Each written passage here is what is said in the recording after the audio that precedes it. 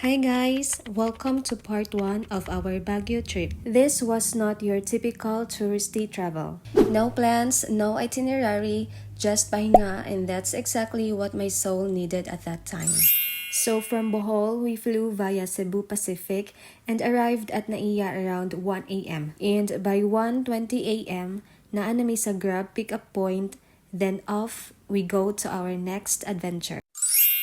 So we travel from Pasay to Baguio via Victory Liner sleeper bus. And grabe ang experience guys, murag nag-business class ka sa airplane. I made a separate vlog for this ride, so make sure to check that out. And finally, after 5 hours of travel, naabot na gid mi sa Baguio. Grabe, I was so amazed. Finally, I'm in Baguio. Murag lahi ra gyud ang feeling. Murag ka-aesthetic ba ni oy? I mean, look at that pine trees. And, bawi, hindi ma-explain ang feeling. So, mauna to, nagbaktas na mi from Victory Liner Terminal Bus, nagbaktas na mi padulong sa SM to look for breakfast. But unfortunately, pag abot na mo dito, sarado pa ang mga restaurants. So, we look for other options. And so, we decided to eat at Good Taste, one of the most popular restaurants in Baguio. Yes, tinuod.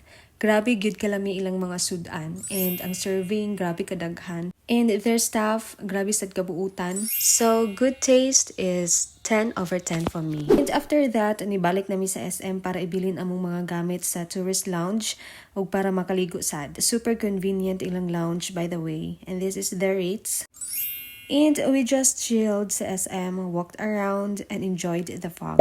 Imagine the fog nga murag naa ka sa movie scene. Kanang murag kag nasa Twilight nga movie. Ay, Twilight ba na? Basta kay very romantic ang dating. Walay ingani sa Bohol, so this is a very new experience for us. So around afternoon, I felt like drinking coffee. Nakita na ko permi sa TikTok si Foam Coffee, so we took a taxi and tried it. And grabe, no regrets. Grabe kanindot ang place. It's like a Korean vibe cafe. Unya bugnaw pagyud kaayo sa sulod. And their coffee, it's 1,000 over 100 for me. Grabe, sulit, worth the price. So while drinking coffee, of course, nagpicture-picture kay syempre sayang ang place. And after coffee and after nag-chill-chill sa very aesthetic na place, we headed to Burnham Park. And yes, naglakaw rami kay para feeling Baguio vibes jud ba. Mga feeling locals baya mi sa Baguio ato nga time.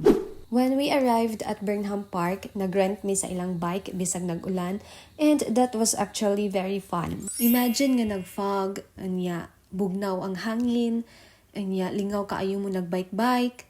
Those moments hits differently. Grabe ang fog. So after enjoying Burnham Park, balik na pud mi sa SM, and this time para mo palit og dinner. So we walked again, kay taas pa man sad mi og time. Actually, dili gyud kapoy magbakta sa Baguio kay dili init, and ma-enjoy ra sad nimo ang kabugnaw sa hangin. So pag abot na mo sa SM, ni try sad mi aning Richie.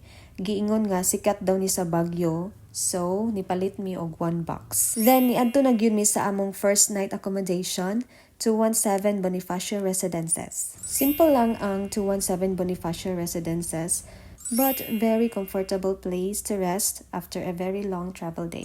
And that's how our first day in Baguio ended. Walay daghang tourist spots, pero fulfilling gihapon. So stay tuned for part 2 kay mas daghan pa mi og mga na-discover despite sa rain and closed spots. It's not a typical Baguio trip, but maybe it's what we really needed.